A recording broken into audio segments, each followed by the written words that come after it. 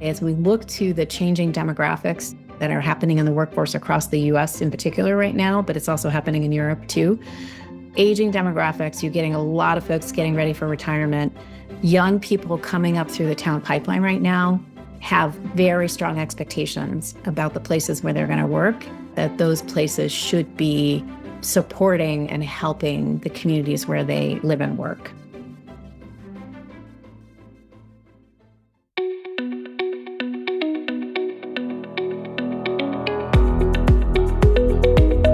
This is Associations Thrive, the podcast celebrating successful associations and their leaders. I'm your host, Joanna Pineda, CEO and Chief Troublemaker at Matrix Group International. Listen in as top association executives tell all, revealing the creative and innovative ways they're increasing membership, generating revenue, nurturing engagement, and reimagining their organizations. By the way, if you've launched a new initiative, created new member services, or updated your governance structure and are seeing great results, I want to hear your story, and so do my listeners. I'd love to have you as a guest. Go to podcast.matrixgroup.net and apply to be on Associations Thrive. Now let's dive into this week's show. Today, I'm speaking with Andrea Wood, President and CEO of the Association of Corporate Citizenship Professionals, or ACCP. Andrea, welcome to the show. Thanks so much for having me. Appreciate it. Andrea, tell us about ACCP. We're a membership organization that serves a very specific group of corporate professionals who do corporate citizenship work within their companies. So that means they may run a corporate foundation, they may have corporate sponsorship dollars, but really their role is to be a liaison between the communities where their companies' employees live and work and the business itself and what the business is doing within those communities, and really supporting the business as well as the community in terms of alignment of what can we do to support both sides of this. Andrea, I visited the website and I saw some acronyms like CSR, CSI, ESG. So walk us through this alphabet soup. I hear CSR a lot. Yeah, there are a lot of alphabet soups in our profession. I hope to someday to have them all aligned at some point. But the people who are in companies that do these jobs are referred to in various ways and are part of teams that are called different things. CSR basically stands for corporate social responsibility. And so really that's an umbrella term. I use it quite a bit, which is basically you as a company have a responsibility to be able to support community health. What is it that you're doing as a business to support community? Because healthy communities means healthy businesses. Corporate CSI is corporate social impact. So that's another term, which is really how can a company leverage its particular expertise and its resources to make a positive impact in their communities. And so that's CSI. And ESG, which to be honest, over the last year is not used as much, but it was growing in influence over the last few years, is environmental, social, and governance. So it's really, that's an umbrella term to think about how's a company supporting environmental issues or making sure that they are making a reduced impact on climate change and other things. Social is what I talked about, the social impact piece of it. It can also be about how you treat your employees and how you think about supporting your employee base. And governance is really about, do you have good governance? So, do you have the right structure in place for effective boards, for effective leadership within the company, that you're leading in an ethical fashion? ESG is actually a term that is used much more in Europe now than it is in the US. But all of these terms, ESG, CSR, CSI, you might even hear some others, refer to a company and how they interact with their community and how they support their community in ways that align with their business and their resources and their expertise. Now, this sounds really big. When you talk about, how you treat your employees, that's HR. When you talk about environmental concerns, that could be operations. For example, when you talk about a corporate foundation, that's charitable. So who are your members? What roles do they have in these companies? And do they tend to work at really large companies? It's really a mix. We have seen these roles, these functions be 1 or 2 person teams. We have quite a few members are like they are well, one person, even if they're part of a bigger company. Hmm. Two larger teams, 20 to 30 people tends to be the size of our larger teams, but it really varies. And I would say the roles vary too. So sometimes, our members are responsible for both the environmental side of things and the social impact side of things. Usually governance is more about the board of directors and doesn't really fall within their purview. But, a lot of our members are pretty focused on the social impact side of things. And environmental actually ties into that. So, what is our footprint within the community? How are we helping to address climate issues and those sorts of things, both operationally as well as our effect on our communities that we're serving? But in general, our members are really thinking about how do I be a liaison and how do I make sure that the business is thinking about community interests as it's developing its strategy and operating within those communities. Is this interest in CSR, CSI, is this growing? It is. It ebbs and flows, I think, with the economy, to be quite honest. So Hmm. here's what I would say is that if the company does not see the alignment with the business, and there is absolutely a imperative business case for doing this work, right? But if the company does not see the alignment with the business and how that work is actually supporting the business, then this function is much more vulnerable to cuts, or in some cases, eliminating the work altogether. But I would say for the most part, companies understand that this is a must have, that they have to be doing this work. There's an expectation from the communities where they operate, and that can be from political officials to employees who live there, all of that. There's an expectation that the companies are not just pulling profits out of the communities, but they're actually giving back. They're actually supporting the health of those communities. Ah. There's also a really clear business case around employee recruitment, morale, and retention. So companies that are doing this well, particularly the employee engagement side of things, there's so much opportunity for employees to engage with their communities with the support of their companies, see much higher morale, much higher retention rates, much better recruitment rates for top talent. It is absolutely a draw for top talent. And I would say, as we look to the changing demographics that are happening in the workforce across the US in particular right now, but it's also happening in Europe too. Aging demographics, you're getting a lot of folks getting ready for retirement. Young people coming up through the talent pipeline right now have very strong expectations about the places where they're going to work, that those places should be supporting and helping the communities where they live and work. And so there's a lot of tie to the business. And when companies understand that, and when the CSR professionals who are our members are clearly articulating and making that case and backing it up with clear measurements and being able to show the impact, they have the support that they need. Wow. Andrea, we got a lot to talk about when it comes to ACCP, but I want to turn to your journey. How do you get to become president and CEO of such an organization? Well, I have loved ACCP for a long time. So I actually came from a background of doing corporate social responsibility, first at Target. I'm based in Minneapolis, where Target is based, and then at Best Buy for about 13 years. So I have been a member of ACCP for many, many years, a couple of decades now. Then I decided I wanted something different from working for a big company and was, to be honest, going to semi-retire and just do a little consulting and enjoying life. And then this position, I knew the former CEO. She was a good friend of mine, and she told me she was retiring and encouraged me to apply for the position. And I just felt like I had one more gig in me, and this is it. Ah. What I really love is that with this role, being in charge of this membership organization now, I have been in our members' shoes. Like, I understand where they're coming from. I understand the day-to-day of what they're dealing with. So I feel like I have particular expertise and a value to offer them, but I'm corporate adjacent. I'm not in a big company. We're a small organization. There are only 14 of us in terms of staff, but we have, about 270 member companies, and I'm able to actually have a bigger impact by being able to help this huge group of companies versus just being in one company. Okay, so I got a bunch of questions here. So you're going from really big organizations to small association. What's that shift like? I mean, you got to wear a lot more hats here. I do. Yeah, it's a mix.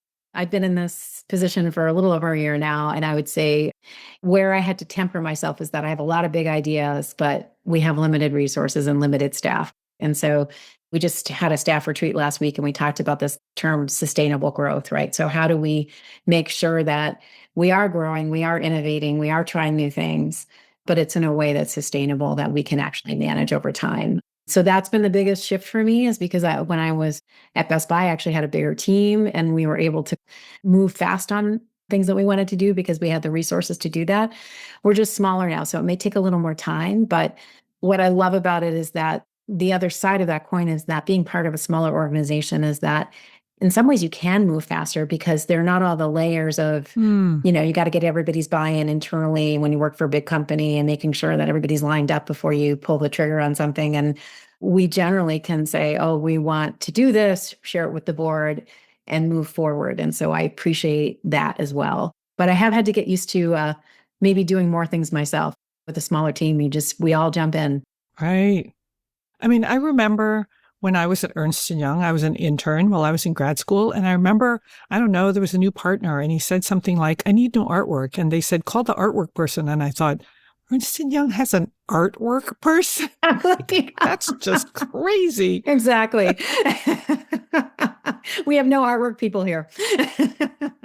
So you're uniquely qualified because you're very familiar with the industry, you're familiar with the profession, but this is a different type of business. It's an association. So the skills needed to run an association, to create community, to recruit members, how do you learn that as the president and CEO?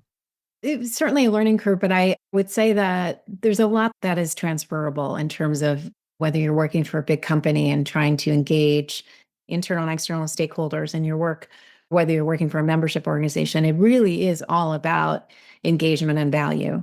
You just maybe talking about it a little differently, and so for our members, I'm always coming from the perspective of what do you need? How do we add the most value for you to make sure that you are getting what you need? And also being proactive, not just reactive in that. Last year, with all the political upheaval, a lot of our members were under a lot of internal scrutiny about their community partnerships and whether they were adding risk to the organization because of all the external scrutiny that was happening. And we immediately went into, okay, proactive mode. What can we do to help our members deal with this? And we created, as an example, a risk mitigation toolkit so that they could actually have the resources and the tools that they needed to be able to make the case internally, to be able to stick to their long-term strategy and minimize whatever perceived or real risk there might be to the company for those partnerships. And so we really think about what do our members need at the moment right now? What are they going to need to try to be really proactive and future thinking about that, giving them things that they need that they didn't even realize they needed. So it really is about customer service. It's stakeholder engagement. It's thinking through how do you provide value? How do you differentiate yourself in the marketplace? Because we do have a few competitors in the marketplace. How do we make sure that we are in our lane and we're really doing the best job we can so that when a member thinks about renewing, there's no thought to it. Yeah. Like, oh, we got so much value out of that membership this year that of course we're going to renew because we need this organization to help us. Well, we got to transition to ACCP because I want to dive into what you just said. So we're in a, let's say, challenging political and economic environment. Yep. And corporate social responsibility maybe isn't fashionable or maybe it's risky.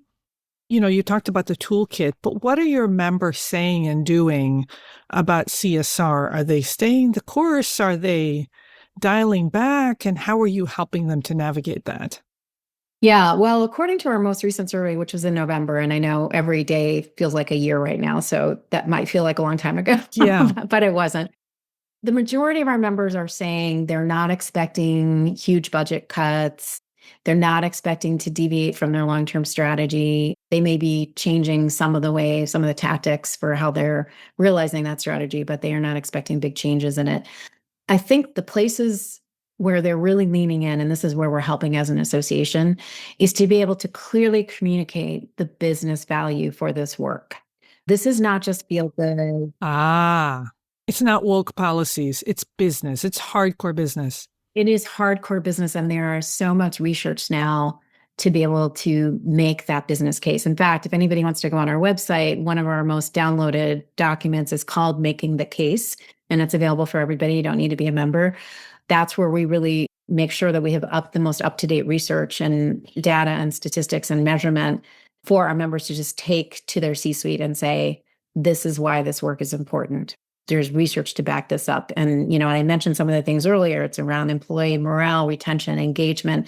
It's about if the community supports you, then those are your customers. Your customers are going to support you. There's going to be a financial advantage, reputation, all of those things drive financial and business success.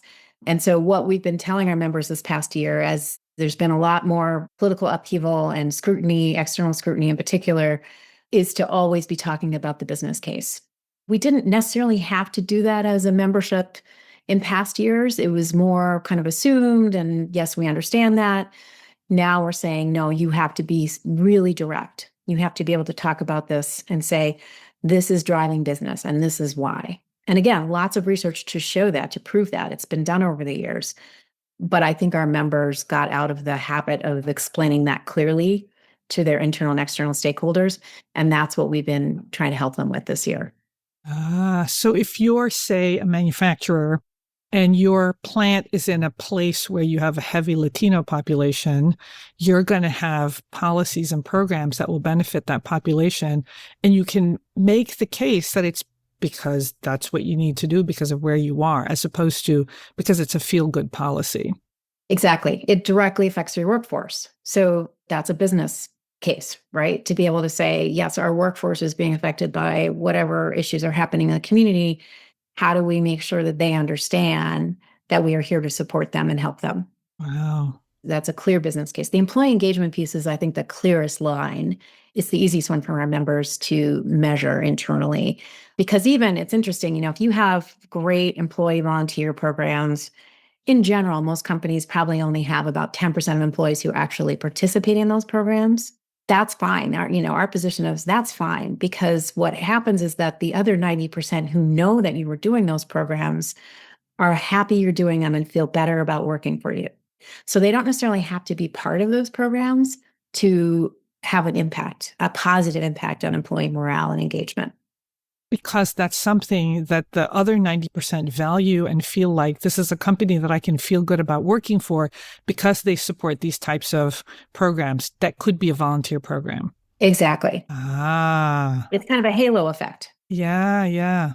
So how's membership?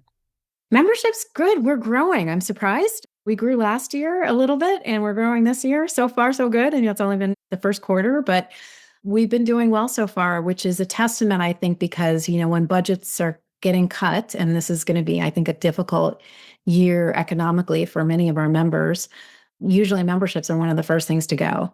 Right. So again, back to my original point around we have to show that we are just adding so much value that you couldn't live without us. I think we're doing a pretty good job of that. And so I hope that that trend continues, because I think one thing that we offer, particularly for small teams, so, there are a lot of companies who have one or two people who do this work within their company.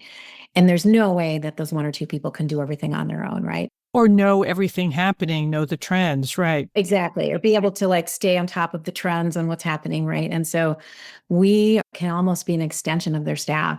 So we create toolkits and resources, and we have so much professional development virtually, as well as, now we're doing some regional events, and our big conferences we sold out the last 2 years. Congratulations. I'm guessing we're going to sell out again in September. It's you can't miss event because you learn so much. And I would say where we really add so much value is that we get very practical. So we know what our members are doing on a day-to-day basis. And then we try to get really practical to say, oh, you're creating an employee ambassador program for your plants globally.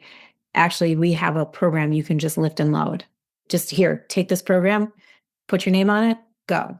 And so we get very specific about that, so that, our goal is let me make your job easier. I always tell members when I talk to them, do not start from scratch. I know we all think we have original ideas. We don't. Somebody else has done this, and we have resources for you. Right. And so just particularly with under-resourced teams, which I would say is the majority of our members, we really add value by helping them do their jobs on a day-to-day basis. Now, when I visit the website, it strikes me that community is a big deal. You've got your conferences, you have in-person, you have virtual, you have communities, you have peer groups, you have an executive network thing. Like, talk to me about community. Is that part of the secret sauce? It's huge because being able to tap into the collective intelligence of the group, we'll call it the hive, is what we do. We know we don't know everything, right? There's so much great knowledge and expertise and information out there from our members. And so much of what we do is try to make sure that there are platforms to be able to share that knowledge and information. As an example, we have an online community. Any member can post a question. We get a lot of questions about disaster relief as an example. Let's say the wildfires in California, any companies who are responding to the California wildfires, what are you doing? What partners are you working with? How can we work together? So it creates this platform for members who, and I'm using the disaster one actually very intentionally because I have been in this situation where when there's a disaster and your company needs to respond, you don't have a lot of time to figure it out. You've got to be able to respond quickly because the community is in need right now. And your C-suite, by the way, is emailing you like every 5 minutes saying, what are we doing? Right. Right. And so being able, as an example, to tap into the hive, the collective intelligence to say, oh, okay, I found these 3 partners who are doing X and we can work with them and I have a contact, that is golden. It saves you so much time. And it also allows you, because I think the other thing C-suite always wants to know is like, what are other companies doing? It allows you to say, these 4 companies who we work with, or maybe our competitors are doing this. I think we should do this. And so it makes a big difference and makes their jobs a lot easier, which again is really our guiding stars. Like, how can we help you do your jobs better and have a greater impact? Now, I noticed that you have a virtual event, but you said that your in-person conference is sold out. So talk to me about the event strategy. And I should say it's not sold out yet. We were sold out the last 2 years. We are just about to open registration for September. Okay. So watch for that if any of your members want to go. It's open to CSR professionals and companies. But yeah, we have a mix. And we're actually adding one new strategy to that. So we do a lot of virtual programming. We have 3 virtual summits a year on various topics. The last one we just did was on helping our members align better to the business and business strategies. That was a virtual event over 2 afternoons. We have another one coming up on creating employee ambassador programs. Our conference is really our flagship event. We have about 400 CSR professionals who come. These are all people who are doing similar jobs in all sorts of companies, right? Small, large, medium. And it really is, when we talk about community being our secret sauce, that is a place where we are tying into the collective intelligence of the group. So our members are presenting, we have main stage, it's really the typical conference, but the community piece is so strong. And then the other thing we're doing this year, we're scaling this year, we did some of it last year, was more in-person regional events. The CSR group in Minneapolis, I live in Minneapolis, we're doing more group get-togethers throughout the year on various topics. We're trying to do this in other cities and actually leveraging our membership committee and our board to be able to be ambassadors in the local regions to be able to organize local events. And what I have found is that there's a lot of interest and a lot of appetite and enthusiasm for that strategy because people are sick of virtual. Yeah. I mean, virtual is important and we're always going to have it because not everybody can get places. Yeah. But I think we also need to make sure we're nurturing the in-person opportunities because I think we all can relate to, like, you just get so much more out of being in person. You learn so much more. You make stronger connections. So we're doing that. And then you mentioned the executive network. We're doing a lot to support senior leaders this year. When I first came on board last year, I didn't feel like our senior leader programming was really up to snuff.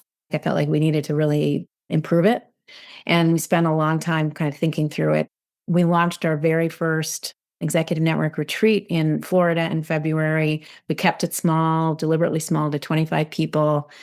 And it was amazing. The connections, the conversation, the discussion and that senior leaders were having was just invaluable.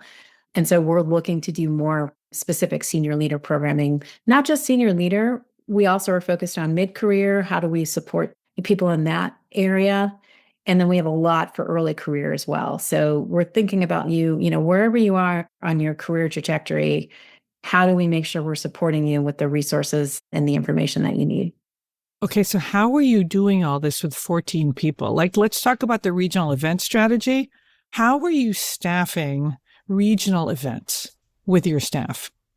That's where we're really looking for our allies. And so tapping into our board, we're calling them regional ambassadors, local ambassadors. And again, this is just kind of getting up and running this year, but saying, to one of our board members in Philly, you're going to have 2 to 3 events in Philly this year that you're going to help organize. And it can be as simple, it doesn't have to be that hard. We're creating toolkits for them, but it can be as simple as we're going to get together for coffee on Friday morning and talk about X. Ah, so the members are hosting and maybe providing facilities and maybe even paying for the coffee. Right. Okay. Exactly. Right. So it's really leveraging our network in a different way. And by the way, it's a great opportunity for board engagement because you always want to make sure that you're leveraging your biggest supporters and your biggest fans. And the board is great for this because they already care deeply about the organization, obviously, because they're on the board and they want to engage and they want to support us. And I think where associations sometimes fall short is not leveraging their board enough. Thinking through how do we make sure that the board truly has an opportunity to be an ambassador for the organization, and what does that look like? And so this is why we're creating this regional ambassador program, because it's the perfect opportunity for them. You said something that I was thinking really hard about during the prep, and you said that the members that are doing the best with their programs, so these are your CSR professionals, they're engaging in what you're calling a shared value approach. What does that mean? Yeah, so that is a term that was coined by Harvard Business Review many years ago now. So it's been around for quite some time. And it's been called different things. But basically, shared value means that you have created programs that are both benefiting the community and they're benefiting the business, right? And so I'll give you an example of something that I worked on when I was at Best Buy. We created a signature program called the Best Buy Teen Tech Centers. And it really was setting up after school programs in low income neighborhoods where young people may not have access to tech and tech careers and tech training, and creating these tech centers and programs for young people. So that's a great example of shared value because one, now Best Buy is investing in their community. Their customers are seeing, oh, wow, Best Buy is doing that. That's great. That makes me want to shop there. Right. And my kid benefited, or my nephew. Exactly. So there's that. But there also, when you look at shared value beyond that, beyond the reputation piece of it, is these are young people who Best Buy actually wants to come work for them in the future. But they have to, in order to work at Best Buy, you have to have tech training and expertise and savvy and all of that. And the only way to do that is to get exposure to the tech and to get training and be part of programming, right? And so then it can become this really strategic focused talent pipeline for the company, which they are working on now. So that's kind of the strategy. The first strategy was setting up the centers. The second piece is now how do we create this more intentional pipeline? By the way, not just for Best Buy, but for its vendor partners. The Sony and Samsungs and Googles and all of those folks who work with Best Buy can also see this as a talent pipeline. And so that's a great example of shared value because it's supporting the business, it's supporting the partnerships with the vendors, it's supporting the talent pipeline, it's supporting reputation and customer feelings about the company, all of those things, that's shared value. And really, that is the best way to do it because, again, when you look at Best Buy, they have tech expertise and savvy. And so for them to do a tech program for young people, you don't have to explain that to anyone. Why would you do that? That completely makes sense, right? Right. And so it really is just when you're thinking through creating programs or how you support community to think about all the different levers you could pull to be able to have a much greater impact, both on the community as well as the business. Andrea, I watched a video of you talking about the new vision at ACCP, and you talked about expansion, and you talked about really building on the legacy. And just in this interview, you're talking about the different things that you're doing, the new regional strategy, really expanding the community. How do you stay in touch with the members so that you know what they need? And how are you acting fast? I think this is important for my listeners because we're in a time of a lot of change. And a response is needed, and not just a response, but leadership to lead the change. So what are you doing in this area? Yeah. So it's a combination of listening. I have a lot of conversations with our members, with our board members. I participate in as many of our programs that I can so that I can hear what the members are saying in our summits and member discussions. I really pay attention because that really helps me think through like, where are we really meeting their needs and where might we be missing the mark? Where do we need to step up? And then I think the other side of that for me is I spend every morning, whether I want to or not, reading the news, reading various Substack posts, trying to get a sense of what's happening within the business environment, the political environment, the economy, because I understand that we need to know that in order to best serve our members. They are operating in this external environment right now that is very challenging and can almost feel chaotic. And so me understanding that helps me think through like, okay, what are the things that we can do right now to really support and help our members who are dealing with us on a day-to-day basis? Who are you talking to synthesize all this information? How are you doing that? Because it's a flood of information. And I think that's the challenge that my CEO clients tell me. Yeah, I would say it's hard because there's a lot and you can get distracted by shiny objects if you're not careful. Again, I try to keep my conversations at the leadership level. I rely on my board quite a bit, my board chair in particular, but my executive committee. I have some trusted partners. I was part of the CSR community in Minneapolis for many years. And so I have people here who have their finger on the pulse who I regularly reach out to, like, let's go have coffee, tell me what's going on. My leadership team is also very in touch with what's going on with the members in particular. And so we talk about it almost every week in our leadership meeting is like, what's going on? How do we make sure that we're responding? What are you hearing? Those sorts of things. And so it really is being curious. It's asking questions and listening. It helps you figure out where you need to go. How often do you talk to your board chair? Once a month, sometimes twice. And we do a lot of texting too. But okay. So texting during the week. Yes. My board chair is wonderful. She just took over in January, but she was the vice chair for a couple of years. So she's had a lot of experience. She's been a sounding board for me, to be honest. Like, I can call her up or talk to her. I just saw her in person at an event a couple weeks ago and just say, hey, I'm struggling with this. Tell me what you think. And she's been a great sounding board for me. So, I feel really lucky to I have a good relationship with the board. The board chair in particular is somebody who's really helpful and supportive. And I leverage her expertise a lot. I'm glad to hear that. And I'm not surprised because of my guests and my clients, the ones that are running organizations that are thriving have a successful relationship with the board and the board chair in particular, and are in conversation much more frequently these days. Yes. I know that my time with you is limited, so I will close with this question. You've been an association president and CEO for a year now, and you're in a field that is turbulent and under scrutiny. What piece of advice would you give to an association CEO to help their association meet this moment?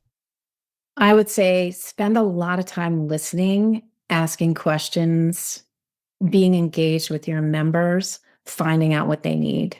Because at the end of the day, I think it's two things. It's one, you're building relationships. Those relationships are sticky. If you're doing it right, those people know that you are a trusted advisor to them. They can pick up the phone and call you. You are going to be responsive to them. And then listening to them, you can figure out, here's what they need.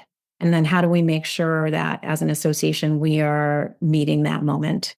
And it is changing, right? And so we can't just be stuck in our own ways we did a lot of sort of pop-up programming last year because of what was happening, like responding to the moment. Here's what's going on there was the tax bill that affected our members, all of those things, like making sure that you are listening to what they need in the moment and you're not just wedded to, oh, this is our program calendar, this is what we're going to do.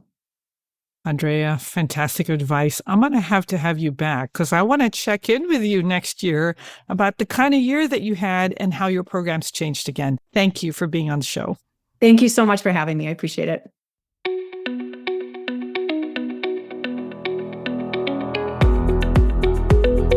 Thanks for listening to Associations Thrive. We're so glad to have you here. My personal mission and the mission of my company, Matrix Group International, is to help associations and nonprofits increase membership, generate revenue, and thrive in the digital space. I want to hear stories of how your organization is thriving in today's challenging landscape. Please apply to be on my show by going to podcast.matrixgroup.net. By the way, do you need help with a digital initiative? Maybe it's a website redesign, a new membership database, or a hybrid meeting that you're planning. I'd love to connect with you. Please visit the Matrix Group website at matrixgroup.net. Thanks again for listening to this week's episode of Associations Thrive. Don't forget to subscribe to the show, leave a 5-star rating, post a comment, and share it with your colleagues and friends.